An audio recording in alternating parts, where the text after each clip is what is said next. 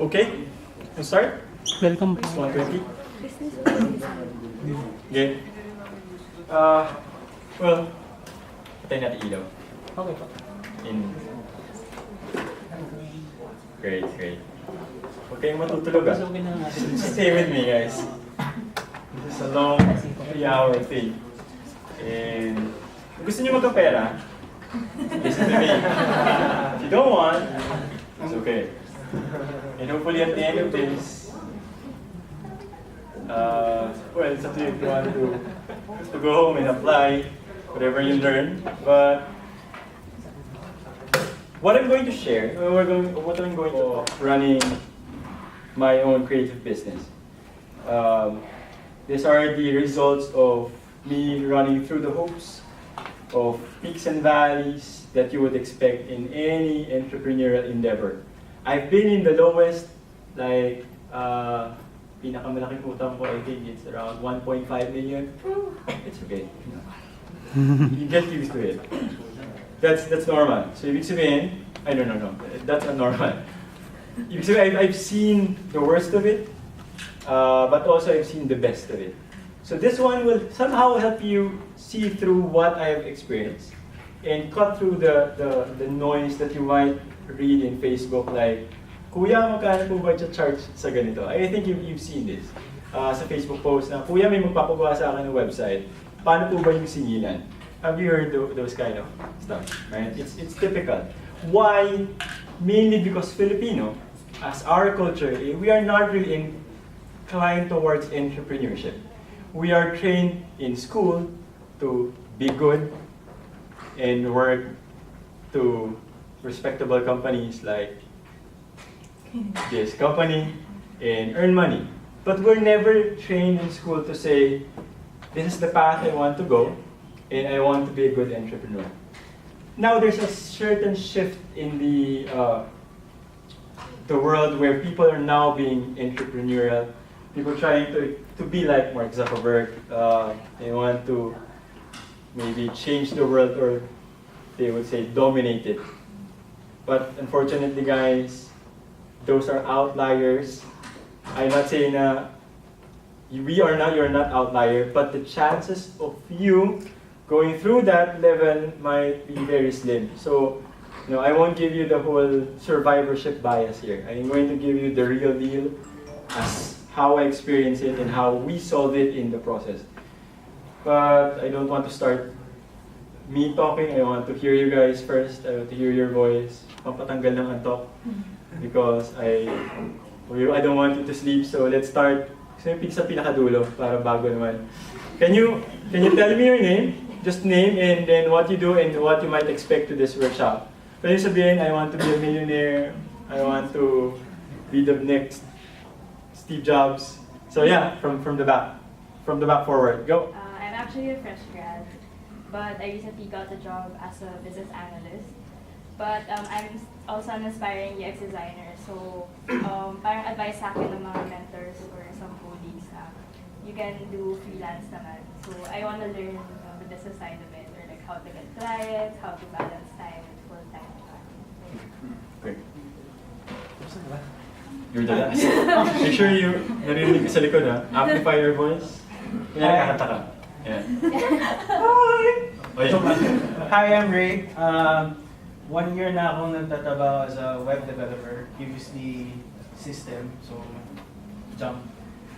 Gusto ko lang, kaya dito gusto matuto paano hindi ako paliputin ng mga clients ko. Para ano? Para hindi ako palipot ng mga clients ko, particularly my mom. Okay, I'm going to answer that now. You can't solve that because that's your mom. Yeah, I know. So, okay, great. Meron pa mga hindi na nagsalita? Natatakot magsalita. So everyone already talk. Great.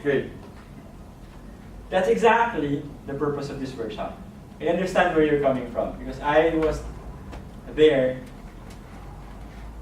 many years ago. I was at that same situation. But for formality sake, I'm going to introduce myself. I'm JP De Guzman. Sa mga matatanda, hindi ako yung artista, but I don't know if you know that. Oh, sabi ko hindi nyo alam yun. That's a different I'm Joe, sorry. Anyway, I'm JP De Guzman. I'm the Chief Creative and Founder of Frost Design Consulting Group. You might know us as Rain Creative Lab, but for some business decision, we've created a blanket of corporation on top of Rain, which makes Rain as a brand. Yeah, so that's my company. Few of the brands under Frost is Rain, which does web development and design. If you know some of the works, yeah, we are the one who redesigned Globe Labs. Yes. Tambuli Awards. If you want to know, most of these are all hand-drawn. So we spend so much time working on this work day in and day out. And then the question there is, how do you survive with that level of commitment to work? And that's the reason it entails a long discussion. I've done work for University of Asia and the Pacific. Yeah, we sold diamond rings that can get your hands cut because they're really big. They're like 20 carat diamond ring. We don't really have the diamond ring with us, so we have to manually recreate the scene through Photoshop and whatnot. Yeah, and we don't really use photos that we download from the internet. We create them because that's what we're known for, and that's one of the unique selling propositions we say to clients. Yeah, we work with Asian Institute of Management, a very conservative school. But the fact that we can push things right into their face without any contention seems to be an interesting question of how. I think most of you would say, my clients are so boring. I have this wonderful design. I think from the UI or designer here would feel that after showing designs to clients, sabihin, medyo modern yung ginawa mo, but I think hindi siya fit for us. The question here is why they're saying that and how can you convince them otherwise. We have staff augmentation. We share our resource to other companies like Globe. Napapadala kami ng tao dito. And we do work, I do give workshops twice a year, specific for web design and development. Last year we gave out UI design and typography and web design and typography. The company has been founded 2008, but I've been in the industry far too long. I think I was in high school that I started doing this. I was a product of child labor, if you're going to think about it. I was 15 years old, and I was doing Flash. So I've seen the whole evolution of web from then to now. So hindi nyo na siguro na feeling IE6. That's fine. That's already old. So good for you. We're really small, like 12, but we're growing in a rate of 2 to 3 million a year. How do we do that? I'm going to share some of the secret, but I'm not going to spill the beans. This is a part of self-discovery in business. Okay, there's no real formula here. I'm not going to say this is 1 plus 1, you'll get 2. Because maybe on your end, it's going to be 1 plus 1 times equals 5. You'll never know. It depends on many factors. We've worked with notable clients along the way, the Globe, Asian Institute, Transitions, whatnot. But that's me. What we are here for is how do you get there, not from here. I think it's bad association. How do you get there from where you want to go 5 years or 6 years from now? Why did I say that long?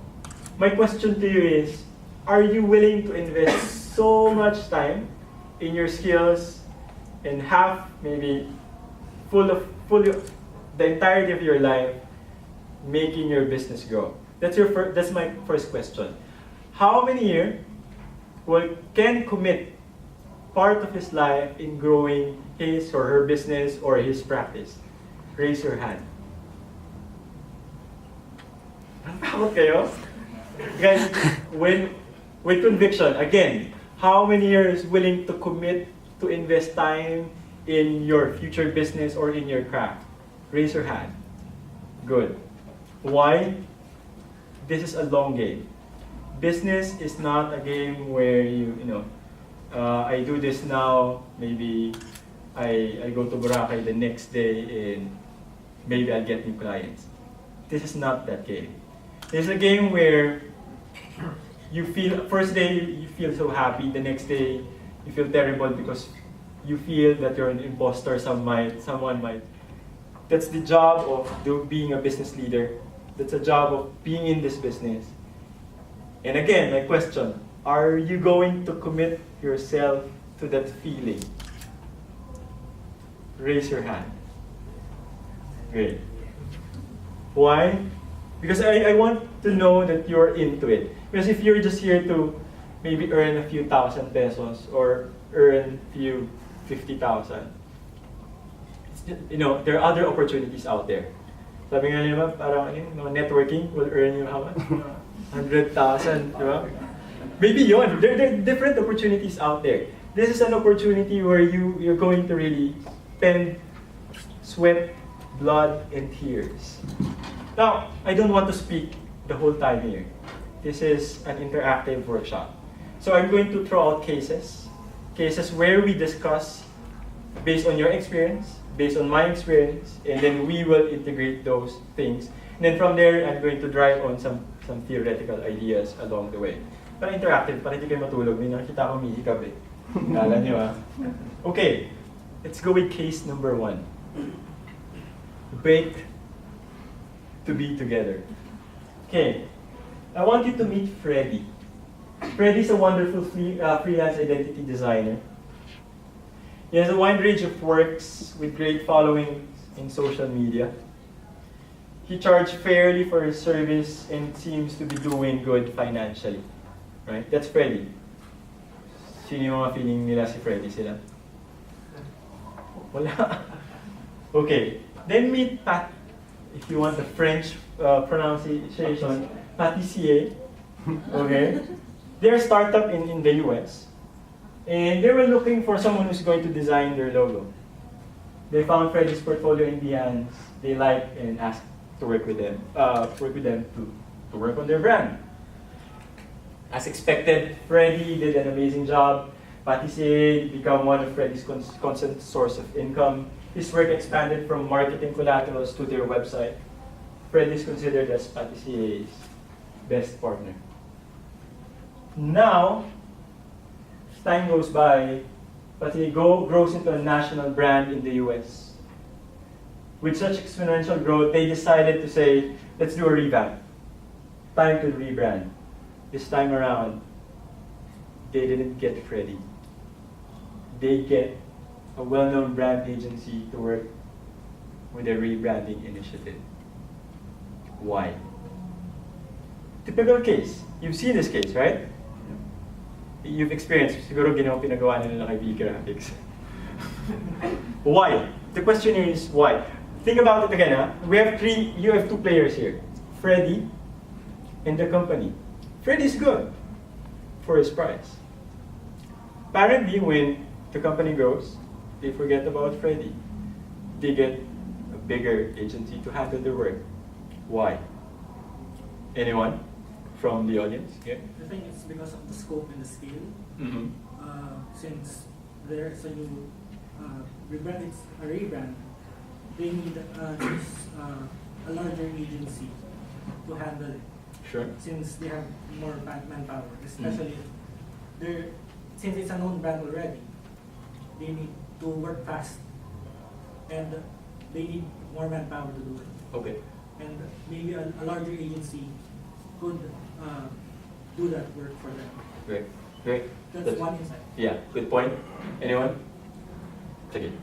Siguro sa standards ng market, since they're going for a national brand, they would probably, the market dictates that you should go to big agencies, not to some, no offense to Freddy, he's good and he's great and shit, pero, I'm sorry, he's great, pero he's not at the top of the game for like big agencies. Good. Possible na ganun yung handle. Good. Pretty much the same. The difference is the perceived value and the niche, the target market. It's different. Right. But this is going to be about perceived value and why. I was talking to a friend about getting a raise. we were thinking about how maybe he can double his salary. But I told him, you're the same exact person. You're suggesting to your boss that the same exact person tomorrow will charge double. Are you gonna be twice as good? This is one of the reasons why it's usually easier to double your pay by moving to to other employers or even clients, because you introduce a new perception. It's fresh, and not just that. That perceived value includes excitement. Just because they take you a little more seriously, they paid you a little more, they will spend more time with you and push your work a little more. They will implement your stuff instead of just Wonderful. having it in the drawing. Sino may insight? This is getting interesting. Okay, sino pa? Ikaw, meron ka? Sige. Anong loyal na kain sa mundo? Hashtag hugot. Ako mapatay na si Freddy. Nagpapalo na siya. Kulang, expired na yung bread. Nasa buhay. Kasi nag-enjoy na siya. Yeah. Meron pa? Meron? Any more insight? Meron? Okay. Very good. There's actually no right answer here. It's only how you frame the context of the case. This is a case about value. There's this talk about, will your client get you if they grow big, even if they're loyal to you for quite some time? Guys, in terms of quality, forget about whether they're from the States or we're from the Philippines. There's no such difference. And I'm going to tell that now. We've worked with a Singaporean big branding agency. Their work, there. I can say it. I have respect still. But per par value, we're almost similar. They're just from Singapore, and we're from the Philippines. It's common when you're working with companies like this one, or the bigger company from Ortigas, or anywhere. Why? It doesn't really matter where you're from. Quality-wise, that's already, we're not anymore talking about the quantity, Alan said earlier. Logo, sure, anyone can do a logo. Even Freddy might be able to do better logo than this agency. We will never know. But it doesn't really matter. Okay? So for Freddy, he's actually on the losing end because of what they've said, perceived value. This is a litmus test for most of you. If you're working with a client now, let's say you're charging them 25,000 for a website, and then they can afford 50,000 really, but they haggle because you look like grad student, or you look like just not worth 50,000. But for you, oh my, it's 25,000. It's a win-win for me, right? But no, the client has a budget of 50,000. Why didn't they? It's very expositional. Most of the pitch of agencies are very expositional. We do this. We do this. We do this. We do this. And as if they're cranking, their ego out. Because that's how they prove their worth. Pagdating ng trabaho, well, we're a big agency. We can pretty much do anything. But yung output, their freelancers are far much better. Right? But because the agency can haggle more money, they get the bigger end of the stick. You as a freelancer, 25,000 ang yung budget ng client. Ang alam mo, it's 25,000. But in reality, it could have been 100,000. Someone from Globe might call you. Parang, hey, we need a website. Obviously, kayo naman, Globe to eh. So what you'll say? Pupost ka sa Facebook, hey, may nagpapagawa sa aking website, magkano ba to? Right? And then may nagsabi, mga 70,000 yan. Pero isip mo siya, Globe to eh. Eh hindi ka sanay sa 70,000 na price. Sabi ko, naku, parang nakakatakot. Parang hindi ko ata kaya yung 70. Siguro mga 50. I think okay na kay Globe. So you submit a proposal which is 50,000. For you, it's a win-win. But you never know, their budget is 5 million pesos. Nalugi ka ba? Or naloko ka? Ng suggestion from Facebook na, good job! Right? Because you don't know the end of you haven't seen the other side. But then this agency say, no, we've implemented this Ajax thing and all this parallax BS, and we've worked with this all of BS, and I love beach, so maybe we can drink sometime. Then they charge 7 million, 2 million more from the expected budget, and they close it. Medyo unfair, right? It's a bit unfair. Why? Perceived value. You know why? Let's define value first. What do you think is the one, as a designer or as a developer, what do you think we sell? Anyone? What do you think we sell? Service. Ourselves. Ourselves. Ano ba? Intellectual property. Nice! Ano ba? Reputation. Reputation. Reputation. Great. Ano ba? Talent. Talent. Wow! Ano ba? Art! Damn. Okay. Hindi, I'm not being sarcastic. Sorry. I'm just being excited. What else? Yeah, go. Throw at me. Anything you think that we're selling. That's right. Yours. Your time. Capability of having a business. Time. Time. Great. What do you think we sell? The only thing we sell here, the number one commodity that designers or developers or in this industry needs to understand is that we're only selling one thing. A very commoditized but very scarce resource. Sinabi na nila, time. A resource that you can never buy back. A resource that's very scarce because one day you'll die. And a resource that you don't know how to multiply. You can say na maybe I wish I have 48 hours or sana yung 24 hours hindi 24 hours. Sana 72 hours para maka-design pa ako ng mas marami. We always have that, right? We always feel that. But that's the problem. Time is so scarce in its value, but we give out cheaply of it. Because it's how other people value your time. Now, maraming nagtatanong, so paano kino-compute yung value ng time ko? I'll give you a formula. There's a formula there. Ginawa ko lang kanina. Sabi ko, baka pwede ito, baka lusot. So how do you make your time more valuable?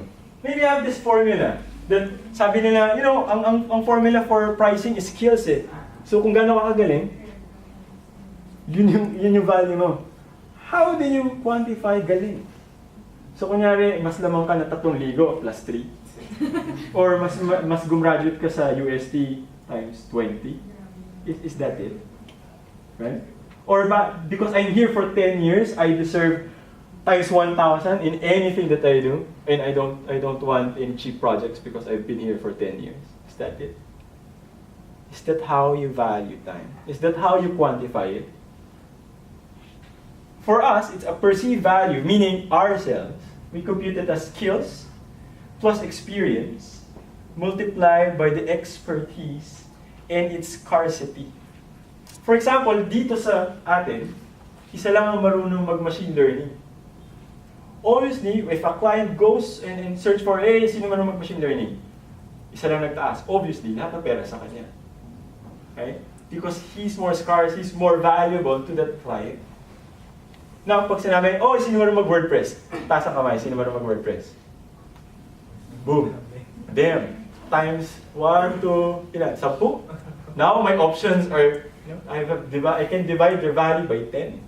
Because the resource, you, are spread out. Marami kayong marunong mag-WordPress. Pwede mo sabihin, mas gwapo ako, kaya mas mahal ako. Right? But in reality, the expertise, the scarcity factor, is not that high. Divided by the option available in the market. Now, ilan na tayo? 30 lang tayo dito eh. How many companies out there are selling WordPress themes? how many out there are selling value? Is the amount your client is willing to pay for your time and how valuable you are to them. They're very much related. Kung yung tao, mamamatay pag wala ka, oh my gulay sasabihin ko, but oh my God, you could have been a millionaire many times over. Kung mawala si Globe, what will happen? Ipat lang tayo na smart. Right? It's okay, pero kung mawala si smart, it's going to be chaos, right? It's going to be chaotic. Because for us, smart, Globe, or these services are very valuable to us. We're willing to spend even though of all the problems with their service. It doesn't matter. Oil. Kahit maging 1,000 peso ang oil, we will buy it because that's how valuable oil to us. Well, unless you're Elon Musk and you have Tesla, sure, you don't care. But well, we're not Elon Musk, and we don't have any Tesla here, right?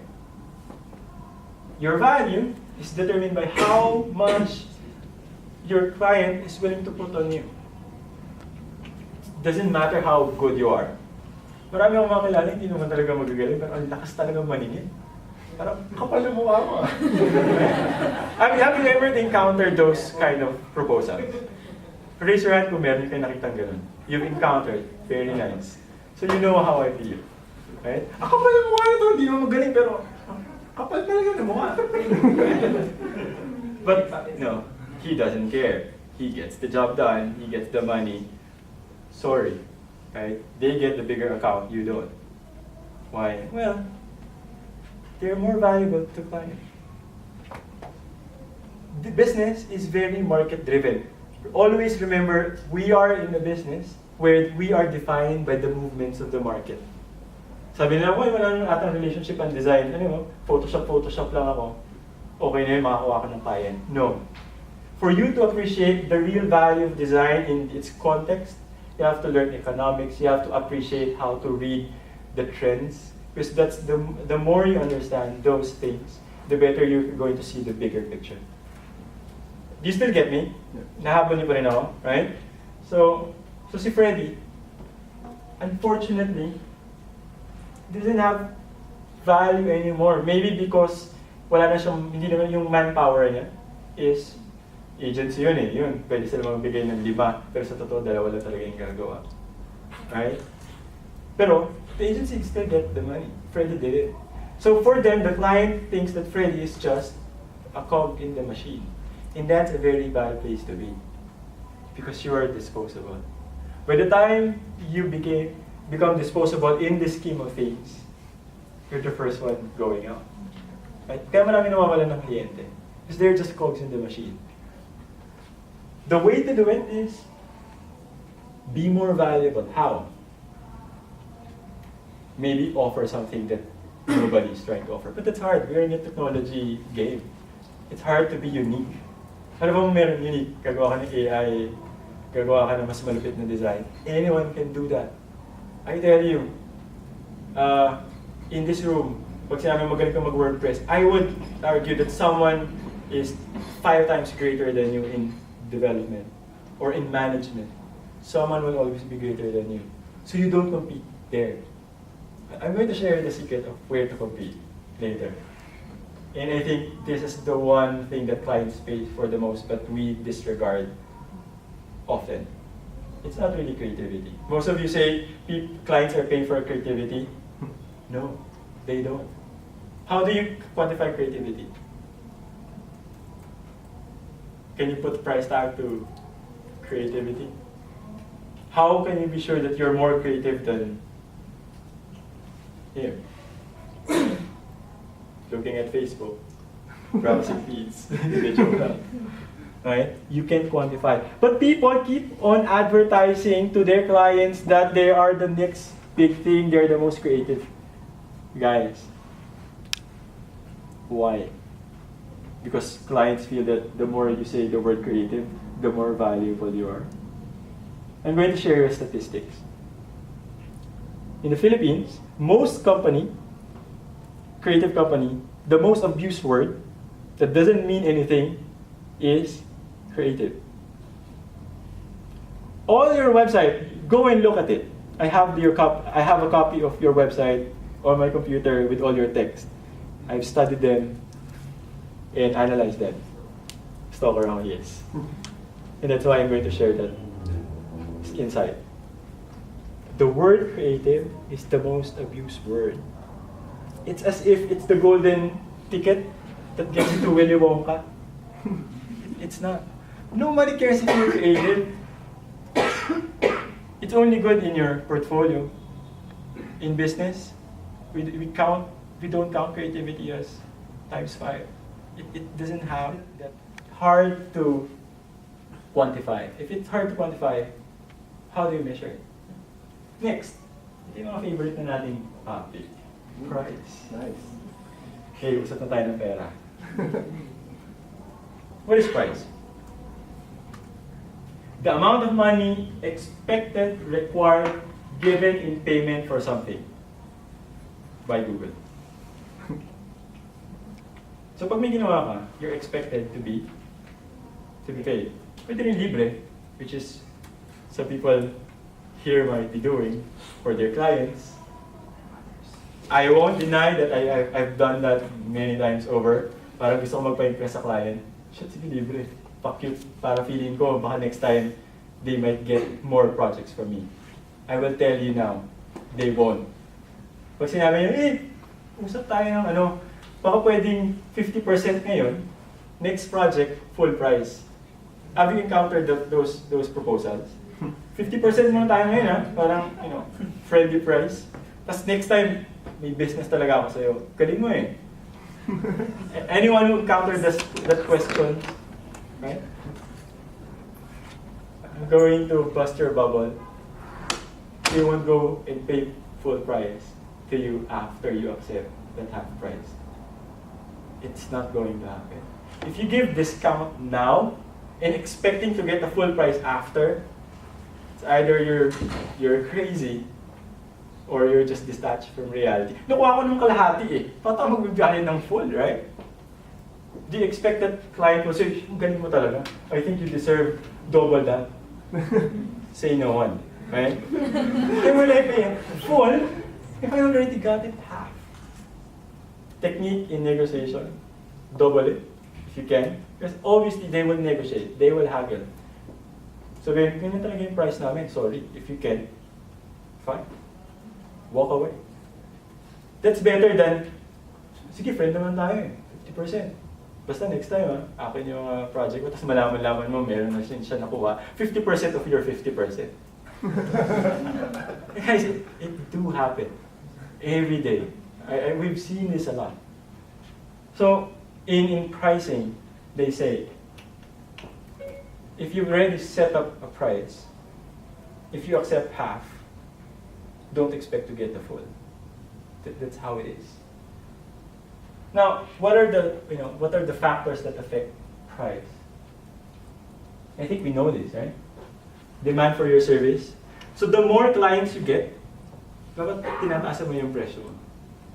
So paano kunyari meron akong 50 na from US, tapos ang competitor ko mga Indian, which is technically 3/4 my price. So do I increase my rate? Right? But the more in demand you are, the more likely you should be able to command your price to go up. Kunyari, 5 lang kayo nasa company. Then you have a website, let's say price at 100,000. Then may nagpagawa ng isa. Obviously would say, sige 100,000 na lang po. Kasi 100,000 naman yung initial agreement nyo. No! Don't! You see, now in this case, if you're happy with 100,000, maybe you can go to 100,000 for the same resource. Because you can demand, you already have the pipeline, you already have the project na hindi kayo magugutom. If you're not in the losing end, don't haggle. That's how my wife does it. It's not, the whole mechanics of this is really my wife. I'm just the creative guy who presents to you guys. Alright? Next, the quality of service. What do you mean by quality of service? I'm going to give you a secret. Dali. May build up eh. What do you think is the secret for creative Months. years? Kailangan umangat eh. Okay, 2 weeks. Great. Well, iba hindi pa umaabot eh. How long does it take? Sino yung gumagawa ng proposal dito? Right? How long? 2 days. Wow. Bilis ah. 1 week. And then after nun, pray. Ano uwa ako? Diba? So what do you do after sending the proposal? I try to meet with them in person. You meet them in person. And then, Mag-discuss. na proposal. Sino yung gumagawa ng ganun? After Oo. some time, huwag naman agad-agad. Okay, after some time. So magdadasal ka muna na sa ano po makuha. Yung buong weekend, nagdadabina na ako. Sure, hope is, sabi na hope is not a strategy. But anyway, I'll accept that. What else? How after the proposal, what happens next? In our case, yung proposal meron ng stripe checkout sa ilalim, so they click it. Yeah. Yun, mga medyo automated. Yeah, okay. Kasi it's already a system that you've built. Yeah, that's good. Sino pa? Any more insight? After proposal, what happened? Insight lang pero hindi kasi cost estimate yung ginagawa. Parang strategical kami para maintindihan yung value ng project sa business. Hindi pinag-uusapan kung ano yung itsura, ano yung effect nito sa business. And that's how we quantify the project, the value of the project. And we price it using that. Based on that. Yeah. Yes. Paano kung sabi, uy, ang ganda, galing, valuable, pero wala kaming budget. Pero hindi worth it yung hindi na nakikita yung tunay na value. If it's valuable, you will have money for it. Basically. Kahit ano sa buhay mo, pagka kailangan mo to, gagawin ka para makuha yung pera, para makuha yun. Okay. Kailangan ganun yung makita yung value dun sa project. That's a staunch approach. Pero hindi natin pwede sabihin ng ganun directly sa client. Sometimes you have to massage it. Kasi pag sinabi mo, if you can't see the value, But I understand where you're coming from. Yes, yes. Anyone? Any more insight? Yes. Sige. Usually, pag hindi umabot sa, hindi nagagawin sa pricing, what we do is, pwedeng mag-edit and we remove services na hindi kailangan. Yeah, we Or reduce the mas scope. pa- Yes. Depende sa scope ng kliyente, baka pwede natin tanggalin na lang to. That's a project management Yeah. approach. Yes. For creatives, it doesn't work that way. For them, sige, gagawin namin yan. Naging full. Sige, go! Because parang uhaw na uhaw kasi mga creatives. But that's a very project management thinking. Typical for managers or mga sanay sa ganyang bawasan natin yung scope. Pero in negotiation, sometimes that's a very tricky thing to be. Madali sabihin ngayon. Pero pag nandun na, kaya mong tanggalin niya ng scope, kung may kalaban ka willing to give that Yeah. For for the same. the same price, how will you do it? That's the risk. That's the risk. You have to take the risk. Yes. Good. Meron pang dalaga? Dalaga mo? No, yun Okay, sasabihin iba. ko eh. More of ano kasi web, sa services sa web, you can remove scope actually parang sa agile where you discuss with your client parati, di ba? Agile. Yeah. Next, scarcity of providers. This is very critical. How many are you playing in the same field? If there are 100 players, damn, that's a lot. Competing on a very small pond, which is tawag namin dun red ocean. That makes, pag wala ka masyadong kalaban, it's easier to price. But there's an argument there na kahit marami kang kalaban, you can still charge high. Market leadership, kung sino yung lagi mo naiisip. May mga agency na maingay sa social media. I'm not saying any names, but there are. Na medyo spammy minsan. It's a tactic to keep them aware, to keep clients aware of them. It makes maybe valuable for them. Yeah, market leadership, it's important. Domain expertise. If lahat kayo marunong mag-WordPress, obviously, first for clients, you will be looked as lahat sila marunong mag-WordPress. Pero pag sinabi mo, marunong kami WordPress, pero magandi kami mag-SEO. Uy, di ba yun? Pero kailangan expert din kayo sa SEO. Domain expertise is important if you're trying to work on a very particular niche. It's a good price factor. The more niche you are, the more focused you can, and the more domain expert you are in the field, the higher your capability to charge. Kung ikaw lang yung marunong mag-AI, damn, you charge anything. Before, you know how Parker was priced? Before ang mga ballpen parang ano lang eh, parang cheap China, cheap yung mga pens before. Then comes Parker. So anyway, this is different. And then what they did, they charge multiples higher than the average market price. People still get it because it's a different thing. Same with Beats. You know Beats, yung headphone? Hindi ko rin alam kung bakit ang mahal nun eh. But people are buying it. Mas hefty daw sa field. Perceived value. Yeah. Perceived value. Perceived value. Yeah. Because people, the new iPhone, sabi ko X is, pero 10, the new iPhone 10, people will buy it. It doesn't matter if $2,000 siya, $1,500, hindi natin alam. Right? People will still buy it. Because why? They care more about the one in their pocket than the one that they have in the back. Because for them, it makes them different. That's why Apple can charge as much as they want. They have that specific market corner. Brand value and equity. Okay, this is a bit tricky topic. Marami nagsasabi na we are doing branding, not the service branding, but we have this brand. People will buy it. And then say, ba't ang mahal nyo? We do the work, we deliver. Why people pay Accenture more? Because they deliver at the end of the day. Because they are Accenture. They have that name. Kunyari pa nagtabi Accenture and magbigay ako ng pangalan. Okay, hindi. Accenture and Creative Works Philippines. Sabi ng boss, who the hell is Creative Works Philippines? You don't have that equity yet. But Accenture has. So at the end of the day, you say, kung ayaw mo, di ba? Siyempre ito naman si client, hindi mo naman kami iwan.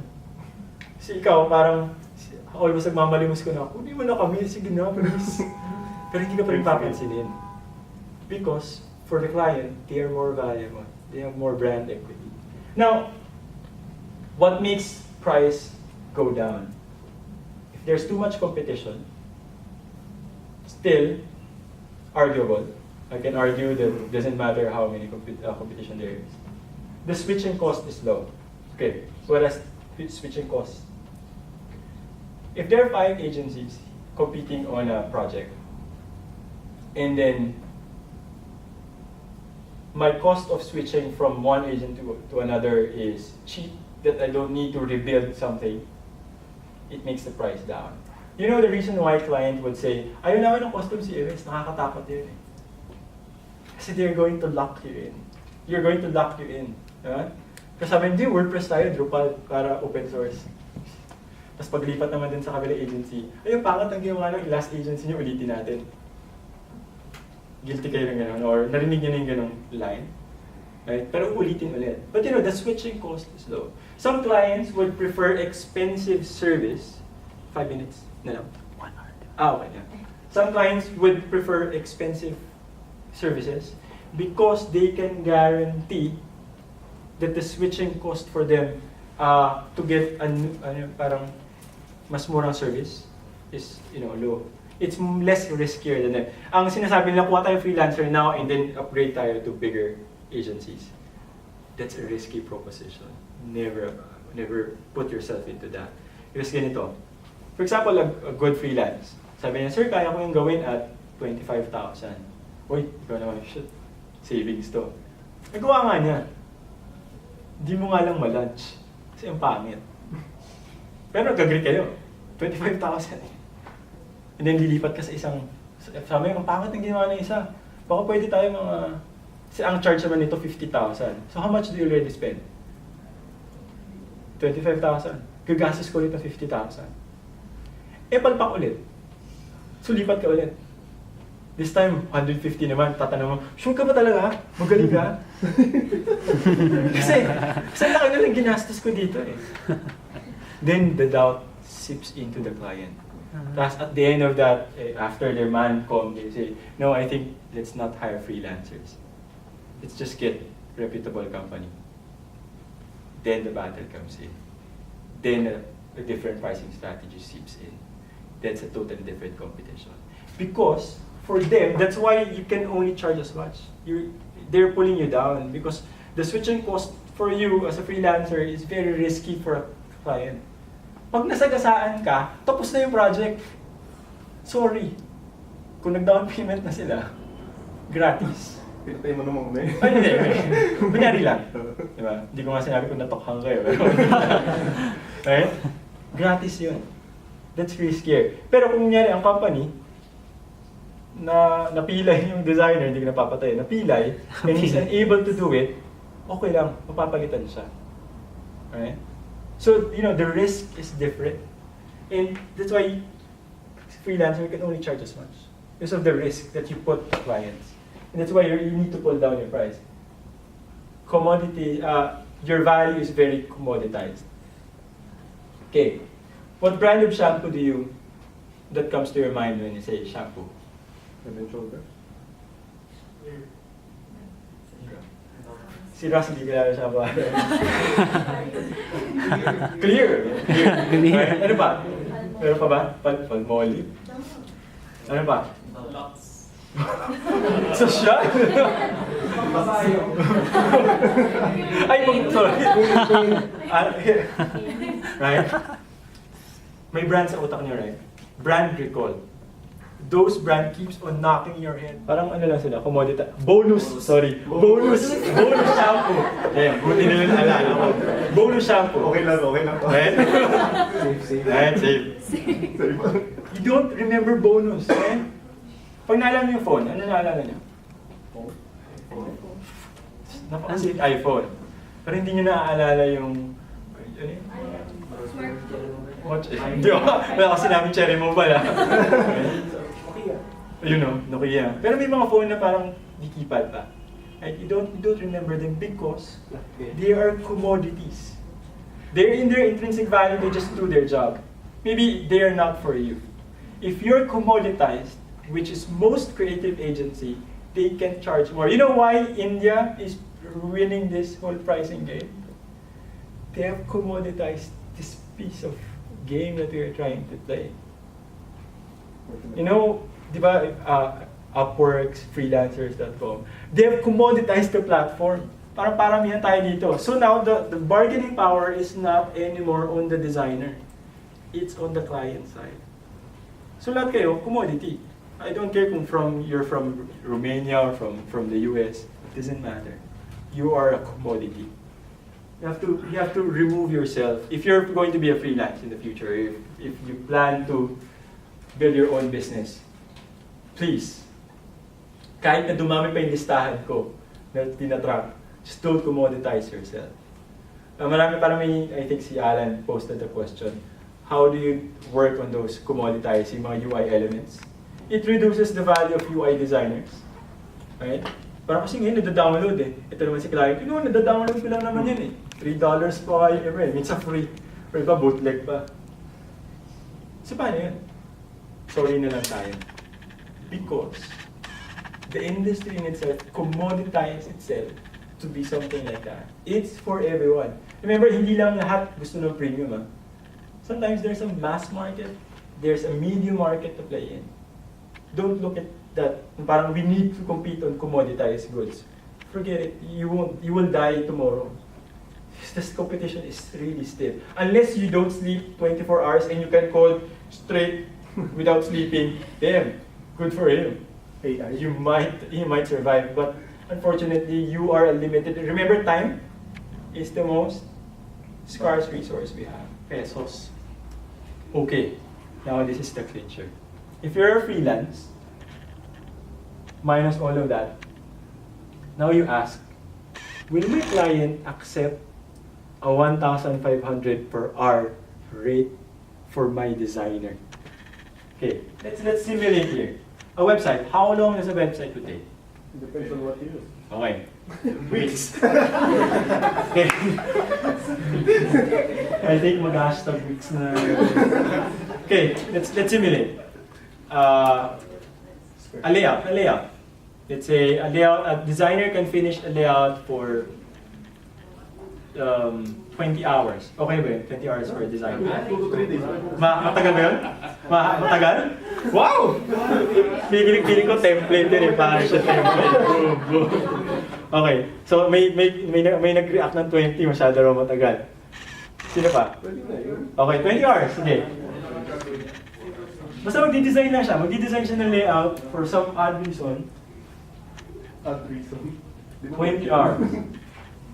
Okay, shit. 30,000. Wala pa tayong, ano nito. Wala pa tayong development. Oh, damn. Suddenly, your hope of getting that client seems to be lost. Right? Na-feel mo parang, shit, hindi ko mabibenta to. Kalaban ko 30,000 all in. Ako designer ko lang all in. How do we reconcile that? This is the reason why we're here, is to answer that particular question. 29,000 for a designer for a project website. Weeks. Sige, babaan na natin yung cost ng development. Weeks na lang. Pero kailangan maganda yung design. Ito partida, hindi pa yung nag-render, hindi pa siya gagawa ng graphics. Layout lang. How do you sell 29,000 for a 20 hours for a single resource?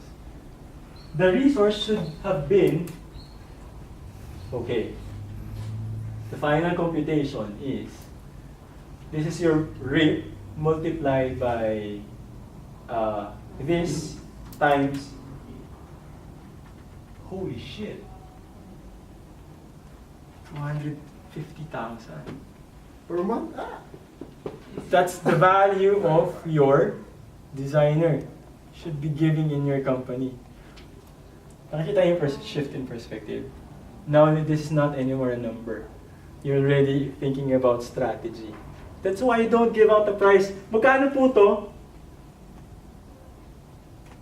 You go back. Because it frames your mind to look into what's wrong, what's working, and what should you do. Remember, wala pa tayo sa projected sales. Isang tao, a single resource should give you 250,000 a month. If not, at nag-YouTube siya, there's a problem. Now, for employees, this is a perspective of an entrepreneur. If nag-YouTube kayo sa opisina, at hindi kayo nagtatrabaho, meaning we're paying for you to watch YouTube. Siyempre, may hugot yan for entrepreneur. For employee, naman yung boss ko, wala akong pakialam. Right? So, let's go back. 250,000. How do you fathom those numbers? It's only for a single resource. And then how many websites should he be designing every month? Let's say, 20 hours per design. Baka magulat tayo kung ilan to. Siyam. That's a factory level type of designer. You need to crank up 9 layouts a month to give me the whole 250,000. Okay. Let's put this into perspective. For other companies, this is small. This is small. Maybe for freelancers, parang pangarap ko ata yun eh. Right? Parang pangarap mo yung makita sa checkbook mo na 250. Let's put this in context. For Globe, sus, bariya to. Ito lang yung mga load natin ngayon. Right? 2 minutes. 2 minutes call. Tapos some subscription from Spotify. At Wix. Okay. Let's put this into perspective. And why it is important for you to understand where you are positioned in the market if you're selling me 250,000 worth of service. if you're playing on the low end, you won't win, right? Because no one is going to pay 29,000 for just a design only. Minsan pahirapan pa nga for freelance, right? So, it's positioning, where you are positioned in the market. But if you're competing with bigger agencies, like Publicis or network companies, boutique agencies that command higher price, this is day in the park. I can sell this. But for freelancers, oh man, this is, baka hindi ka makatulog. Baka sabihin, babaan na lang natin. Right? So how do you do it? How do you reach this level? Number one, rethink your positioning. Am I going to compete with people who can only charge half of this? Okay. Baka mamaya magkukumpete lang ako sa mga tao sa India. Or, yun naman racist. Ayan na naman tayo. Recorded po. Nako. Wow. Okay. Or, I might be competing with boutique agencies. Alright? Now, there are two things you can do here. Either increase your value, you provide more so that you can charge more, or you reduce your cost. Tanggalin mo muna natin yung mga, extra things. We're only talking about a single resource here. Siguro on a given project, give and take, we're going to hit of 150,000. That's the projection. If we add developer, that costs 30,000 to 35,000. 150,000 for a project. Now, wala pa tayong profit. Di ba kanina nag-times 3 ako? That's not profit. We add more profit on top. Ang dami ng profit, no? Pero sa totoo, your cost should be your secret, parang secret weapon yan. Our goal as a business people is to do two things.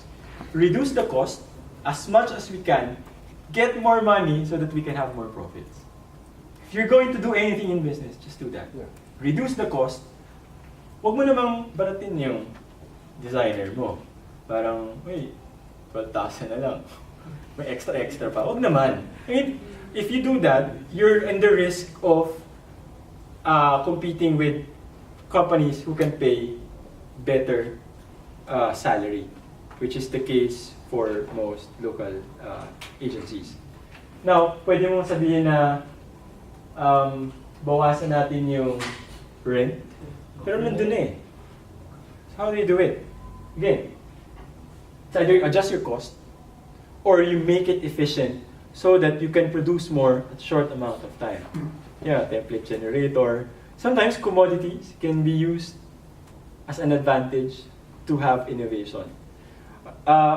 These are all strategy in mind. Ngayon, we're just talking about a single resource, but it gives us a wide range of topic that I think more than 3 hours. This is a top of MBA. This is an MBA course. How do you play these things? And then, let's say, okay, at the end of this, the final cost is 150,000.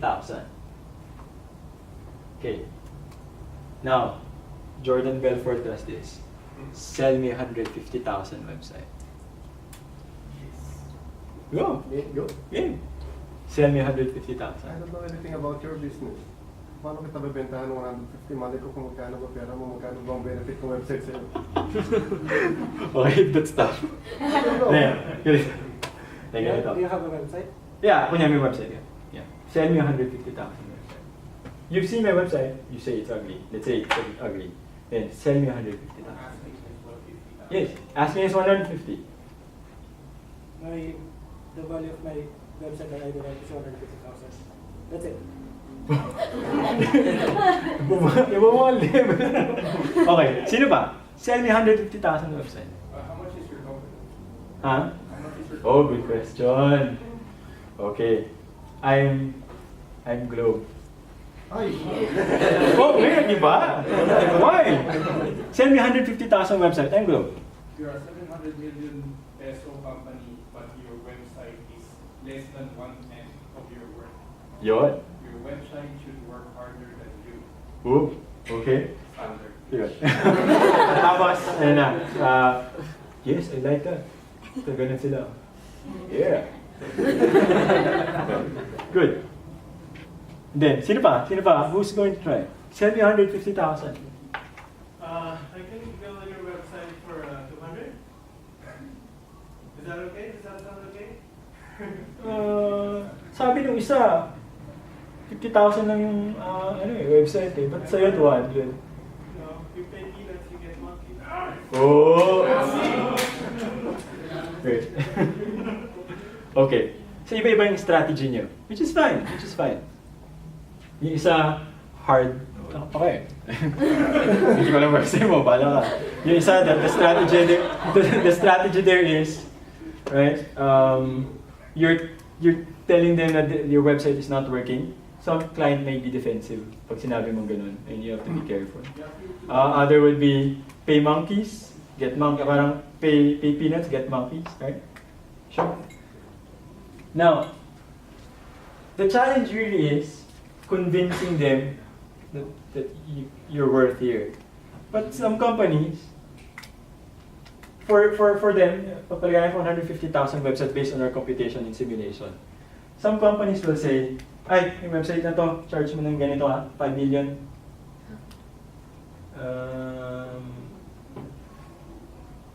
No. Charge natin 5 million.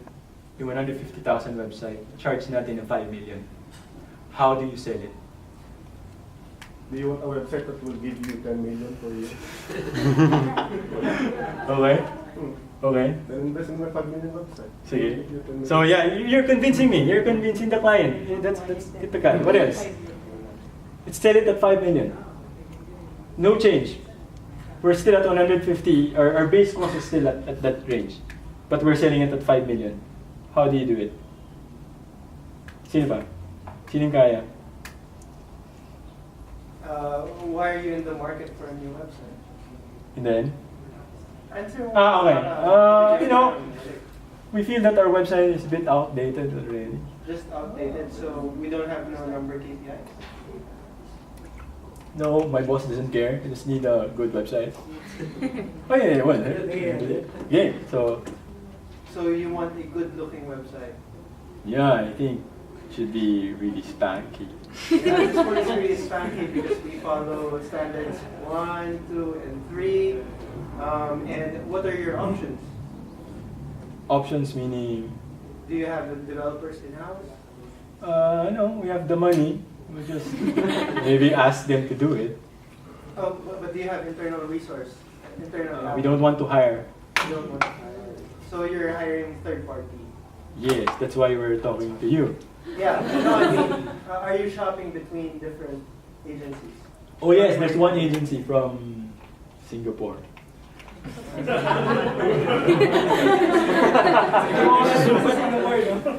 No. Later, sana may time pa tayo to discuss that. Yeah. That's cool. And you need features A, B, C, D, E, and we thought that you need feature Z as well. That would be this price. Okay. Okay. May I didn't say it. It's close. Huh? May pitch din ako. Okay. Why do you need a website? Then let's just say they're not starting. It's already Or do you there. need a new website? Again, we just wanted to look hip and cool. Why No, do you- millennials nowadays doesn't like our website. So you're trying to connect with your new Yes, market yes. of millennials. So what Yeah. is the market value? As well as old people or someone who visit our site. We want to connect to all of them. If everyone is special, nobody is. So you need to, if you're a business person, you know the value of diving into a niche. Mhm. Well, unless you're Globe, yeah. Sorry. Okay. If you really are Globe, then yeah, you can do that. And yeah, if you want to connect to all your market, that's what you want. Yeah, what's the market value still? What's the Okay. market value of those market? Do you have can you quantify that right now? Mhm. Like how many people are willing to buy it, and for how much, how many price? And how many are they? So that's the market price. So if you can see that the market price is around 5 billion, let's say every, like 50% of Filipinos, let's say, so about 100 million, so 50%, just them paying 50 pesos, let's say. So if you do the math, like let's say 100 million, like 50%, so 50 million. So if they pay 50 pesos to 500, what? I lost the number. Basically, it's around 500 million. Okay. So you're trying to reach a market size of 500 million. Mm. So in order for you to reach that market size, I will help you do that by making you this website At cost of... at cost of 5 million. Okay. Meron pa? We've been talking about the website, but like, how do you guys have a budget for the project? Per Globe. We always have budget. Just kidding. Whatever you put, we can pay. I'm just kidding. Okay, go. Right. Okay. So you can't say a specific budget you guys have for this project. Wala eh. Mahirap eh. Papa-approve pa namin. Like closer to 15 million or? Naku, wala talaga. Sorry. I hope I can say. Pero maybe we can discuss that once you give your proposal. So magkano? Oh, sorry, but we can't give you a proposal if we don't know how much your budget is. It's backwards. It works backwards. What your budget is, that's what determines what we can do. Okay. Sige. Good. From that discussion, it's really funny how an account approach this conversation and how web designers approach this conversation. It's really different. If you're a sales, we don't talk about features. We rarely talk about do this. That's a left brain approach. Have you ever thought about how much yung Hermes na bag, the breaking? How much? 2 million? Right? But people, magkano? 2. Around 2 million. Have you ever wondered how much a Birkin costs? Fraction. Never ever thought. Production cost. Yeah. At cost. Considering China. Landed cost siguro 30 best. Ooh, that's expensive. You know how much a MacBook iMac costs? Only $100. Your iPhone costs around $51, I think. But Apple is charging how much? And you're willing to buy it, right? Did Apple tell you that you need an iPhone because this? Have you ever heard them say that? Yes. Right? Parang, alam ko, kino-convince sila kasi for $1,000 eh. But the way they sell their proposition is different. They don't give you the hard facts. We made it in aluminum. Si Johnny Ives ang nasabi. And people buy those shit. Right? Basta si Johnny Ives ang nagsabi dun sa video. Yung mga tao parang, holy crap. Damn. Yeah? They love it. But they don't convince people to say, buy my iPhone. And they don't say, it costs 51. Basta I say, we charge it at $500 or $1,000. It doesn't matter. The cost really is independent from the profit margin that you want to say. But why they can charge without us going through the hoops of value, of convincing me to buy it? Equity, perceived value. Brand equity. They have that. If you have a brand equity that's worth 5 million, you just say, sir, ito yung price namin, 5 million. Okay. That's it. You don't need to explain. Because for them, do you think Interbrand, I've worked with Interbrand, they charge sorry, sa atin na to. Did you know how much they charge for a single branding exercise? 17 million pesos for a freaking logo of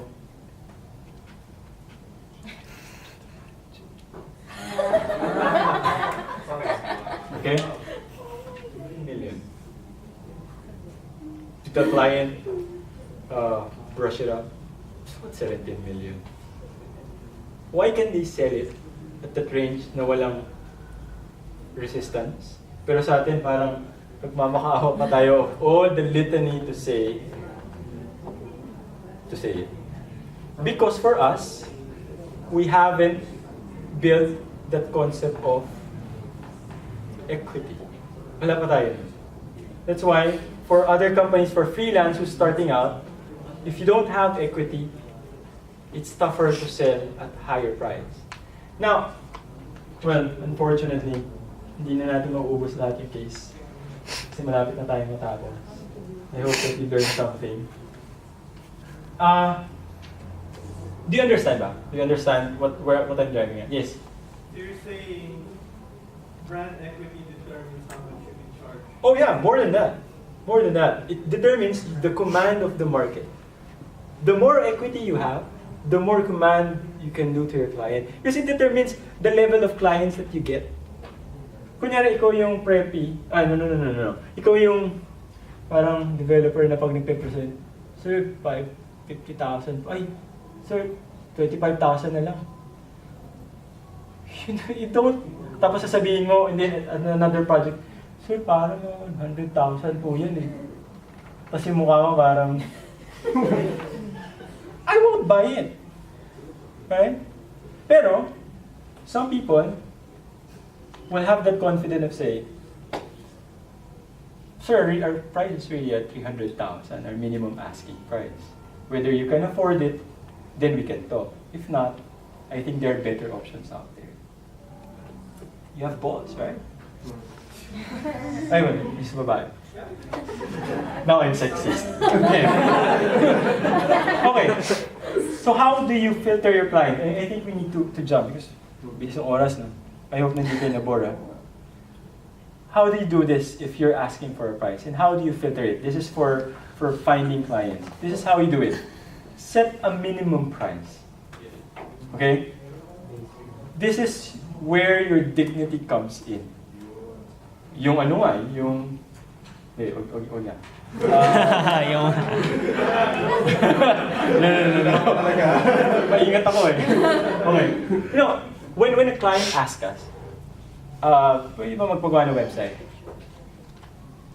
Hindi pa ako ma-excite doon. My first question will always be, sir, our asking price is 500,000. Our minimum. And it will go up after that. If you can afford, I think there are better options out there. We can refer you to someone. But if you can, then we can talk. Why? Why I say that every single time? Huwag na natin ubusin yung oras natin. Hingi ka ng proposal, pe-present ako, pagkatapos sabi, shit, ang mahal. Huwag na natin gawin yun, right? You go directly to the, grab the bull by the horns. Now, when you say 500,000, that's our minimum asking price. Then I look into our competition. Who are other agencies that can do the same thing that we do that charge almost the same rate? That's our competition. Then we have a different strategy if we say, you're competing with a network agency. Give and take, mga 750 per website sila. Sure. Then we have a different strategy for, say, ay sir, may freelance tayong kalaban. Alright? Then you play on your strength. Because if you keep on lingering of guessing, feeling ko may budget to eh. Pero hindi. Testingin na rin natin the opportunity. Then you're wasting your time and you're wasting the potential, the opportunity, the other person's time. Okay? That's the thing that I learned from all the conversation. Usap kami, meeting, punta ka dito sa Makati, traffic, pabalik ka, gagawa ka ng cost. 500,000, tapos sabihin, ay, ang mahal naman. Nagulat naman ako. Yeah. Sayang yung oras. So, always set, earlier I've given you the how to basically compute. Then from there, why you need to have a minimum asking price for you to protect yourself from clients who don't belong to you.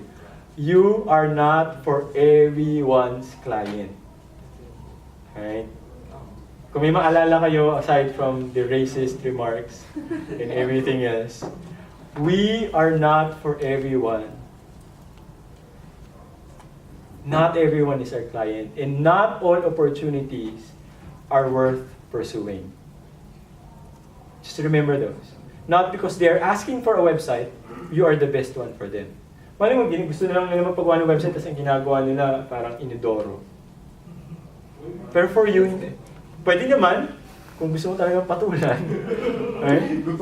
Pero kung yung brand equity mo, we're building equity here. This is the start of it. You will pick your clients. But don't pick if you don't have equity. You have no right to pick. You have to explore the market until you find where your soft spot is. Where your client is paying you more, and where your client is giving you more opportunity. That's what you need to focus on. The rest are all noise. Before, when I started, I accepted everything. Logo, invitation, picture sa kasal. Then na-realize ko, may tumawag sa akin, JP, kaya mo ba gumawa ng layout para sa wedding album? Ito ba ginagawa to? Then I stopped accepting print. I say, I'll focus on web and web alone. Now, before, the normal technique is, this is a metaphor that I use. You know why you can't price so much money to your client? Because you're just banging on the wall. How can you penetrate a market if you keep on pushing it? Everyone here is pushing the market. It's a big wall that you can never really tumble. Keep on pushing. Ang napupunta sa'yo yung dumi. Which is yung mga... Yes, go.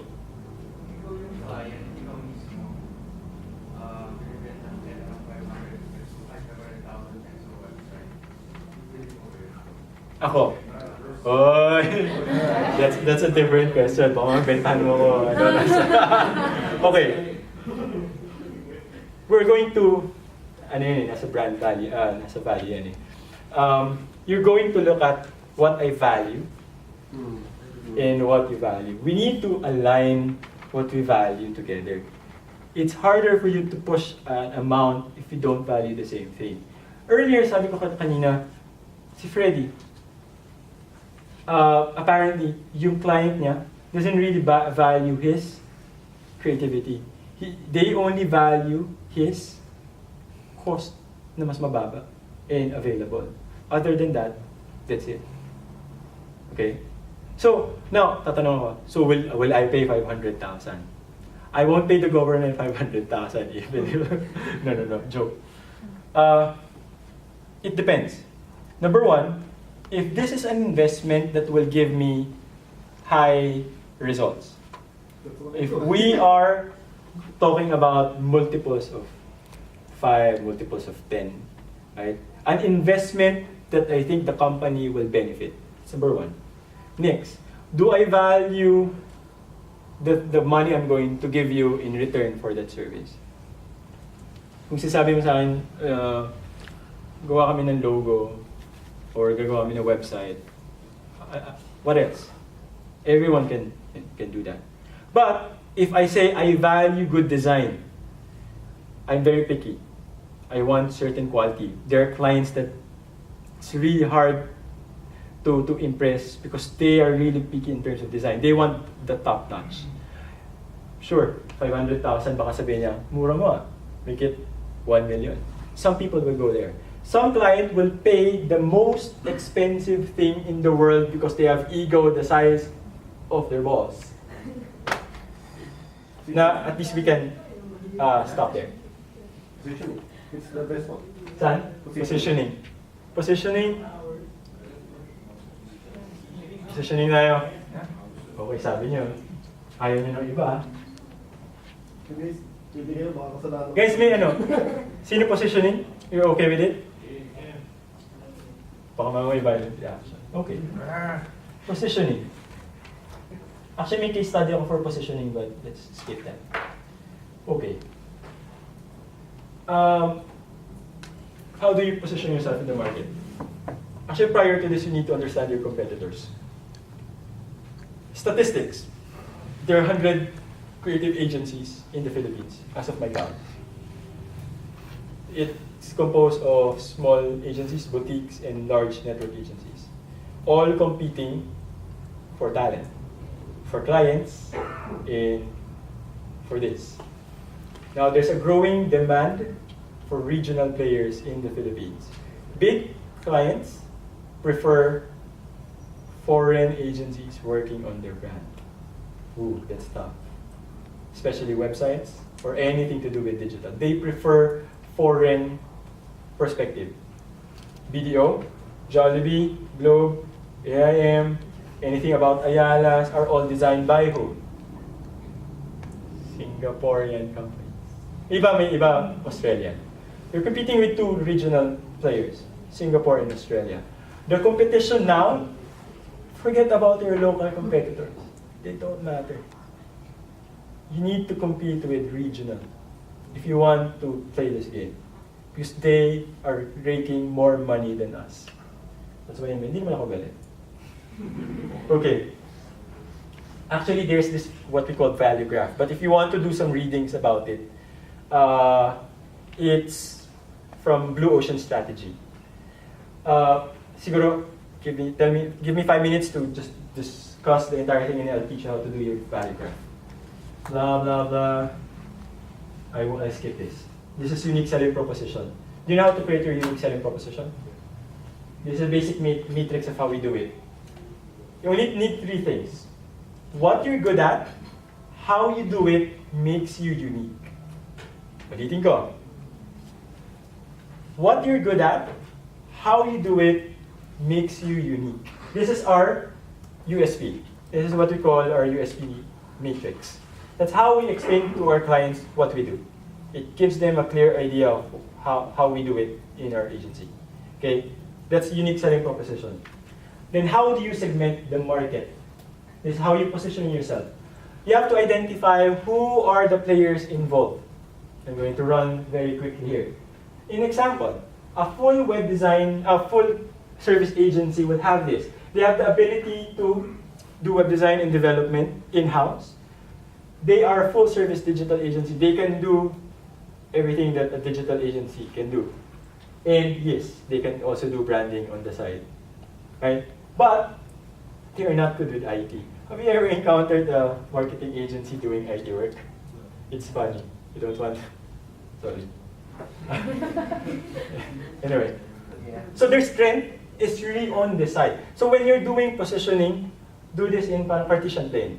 Who are your major category? What are the categories that you're playing, and what are they trying to do? So that on your mind, you can say, okay, this is everything that they do. Okay? Next. A full-service digital agency really focus on digital. But the problem there, they don't really do branding that much. But at some point, they can do IT stuff.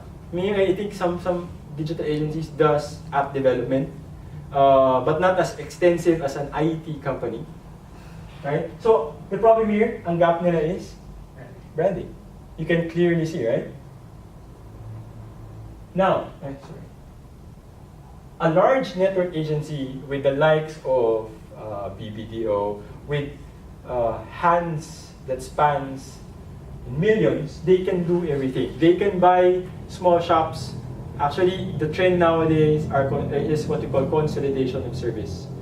Before, agencies are trying to focus on certain areas. Now, as soon as you focus, you diversify.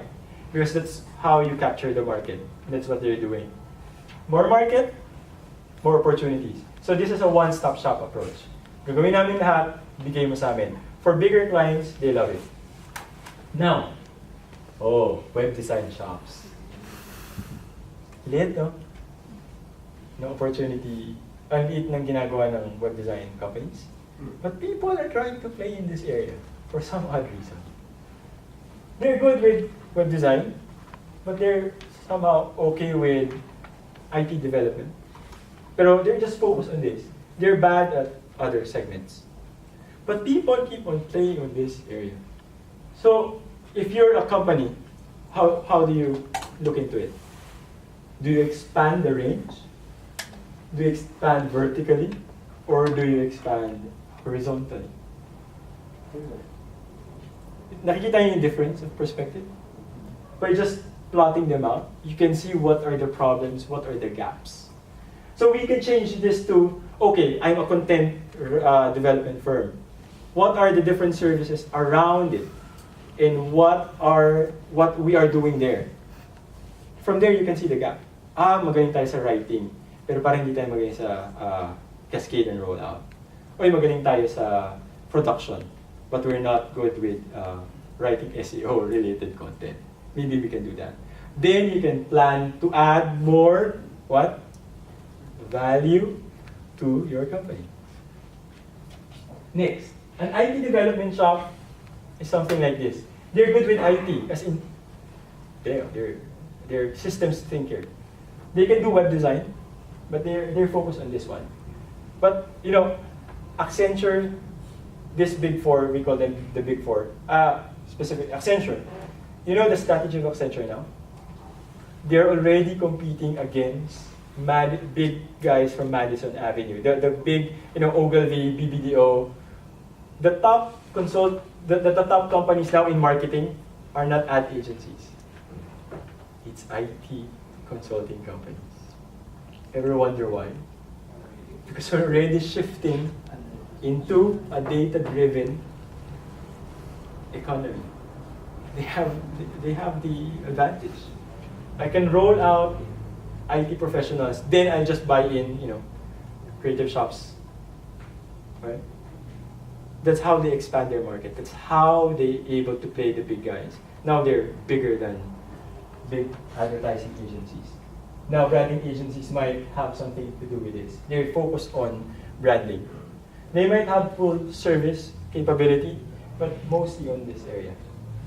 So, if we look into it, we can identify the gaps, we can identify opportunities, and then compete on that level of, okay, now we know our competitors, now we know how they play, this is our strategy, which involves a different workshop of doing this all over again. Right? But do you understand now a perspective? Kanina price, right? Now, ibig sabihin, the more area you get, the higher capability for you to price more, right? Because mas marami kang service. Meron pa ba yan? Yeah, okay. Yun. Meron pa akong oras? 8 minutes. Push natin yung to get clients kasi kung hindi pareho yung position yung naisip ko yung position yung sinabi mo. Sorry. Okay. Yung finding clients din ko importante sa akin. Okay. Finding clients. Actually, isang slide na to, finding clients. Okay, good. Okay, ubusin na natin to. Okay. Going back, nagigets yung positioning. Okay na tayo doon? Do you have questions? Ma-apply niyo yung bukas? Gusto ko lang challenge yung thinking konti about going niche. So, yung strategy namin is to be as specific as possible. Wala kaming balak mag-expand to more services. Napipilitan lang ako to handle publishing. If possible, hindi ko siya hawakan. Why? We want to be the best in the world at this one specific thing. And we would rather grow by accommodating more clients in the long run. Yeah. Pang short run lang yung just to get more runway, Yeah. have like 3 money clients, pero ayaw namin mag-depend sa one client, sa kanya yung destiny namin. Yeah. Because that's almost like a job, Yes, right? yes. So, Ano yan? In a company, this is a secret you need to know. In a company, there are 2 types of business. The prestigious one that you read in their website, and the non-prestigious one that gives them the money. They won't openly say this. We have that model. Everyone has that. Know why? The prestigious one gets you people in. Siyempre, uy, galing ng ginagawa nila. Parang, wow, prestigious. But that's not where their money is. you ask any company, talaga bang yan yung ginagawa niyo? Sabihin nila, yeah. Tapos nagtrabaho ko doon, shit, iba yung ginagawa nila. Hindi ko sinasabing porn yung ginagawa nila, I'm not saying that. Pero ito, for example, Globe. Ang nakikita natin sa kanila, yes, they're selling what? Telecommunications and communications. But that's not where the money is. You know where's the money? Saan? Yes, SMS. Unprestigious, right? Walang gusto. Ngayon, pag sabi mo, hey, we're an SMS company. Holy shit. No one cares. Pero pag sinabi mo, yes, we're in the business of transforming lives. Wow. We're in the business of touching lives. Okay. Right. Do you think Apple, what's the business of Apple? That's 70% of their revenue, right? But there's a growing segment of service. It's one Bloomberg report. After that, iPhone is 70% of their entire business. That's why they dropped Apple computers, because now Apple is not really in the business of selling computers. They're in the business of selling those expensive phones, right? Because that's where the money is. How do you? Paano pag ikaw nag-apply ka sa Apple, ang pag nakikita mo, aspirational, wow, they're really changing the world through innovation. Their phone really makes a difference. Tapos, it's the epitome of design. With, may ears naman yung phone, di ba? Yun ang binibenta niya. Because that's the one that actually grabs attention. It's not the number crunching. That's not prestigious. So whenever you're looking to a company, you need to find two things. The prestigious side, the one that you sell, the one that really gives the money. You don't need to talk about that. I won't talk about how we actually earn the money. It's not through the web design. Oh, now you know. It's not into the rendering thing. Now, finding clients. If you want to get more out of it, referral really, I have to repeat this many times over. Referral gives you more value per client. That's the way we live. In a service industry, you only live through referral. You have leads generation from your website. I don't know what are the metrics for others. We've tried it. Sometimes may nakukuha kami doon, but most of the business that we get are all from referral. So if you want a good service company, finding client, this is the only formula. Build a relationship. Forget all those BS. Just build a good relationship with anyone. Potential client, new client, build that. Okay? Next, offer superb customer experience. Something that they will never forget. Parang matutulog sila, shit, ang galing talaga. Ganun. Parang, hindi yung iniisip nyo, ha? Ako iniisip na. Okay. Kala nyo, ha? Parang, shit, ang galing nila. Parang gusto ko pa sila makatrabaho. Dalawa na yun. Galing na mag-service. Pangit talaga pakinggan. Okay. And then, farm them to death. You keep on farming them. The relationship you build is in itself an investment that you'll never forget. You'll never regret any day of the year. That makes money for you. Those are three things. Build relationship. What else? You farm them. You farm. Customers. Sinusubukan ko lang kayo. Oh. Palusot na to. Yeah. Okay. Kasi, there are lots of strategy from digital marketing perspective through paid ads. They push. Pero the return is not really there. Depende siguro sa business, sa e-commerce. Yeah, business, again. Depending on the business. But on the service side, you can never go wrong the investment is worth spending on building a relationship. Kung kailangan pakainin yung client, pakainin mo. It doesn't matter. That's the most important part. And then nurture it. Huwag mo naman gatasan na parang, parang baka. Kasi they will give you projects if they fit that you are a partner. In this industry, you are a partner and not, parang hindi kayong utusan. If you go below that partnership, it changes the dynamics. You come here as a partner and you will end up as a partner and you will nurture it as a partner. So, I hope we have a lot of topic, but anyway, we have only so much time, and I hope that you learn something new. And thank you guys for being interactive with me. If you have any questions, just sure.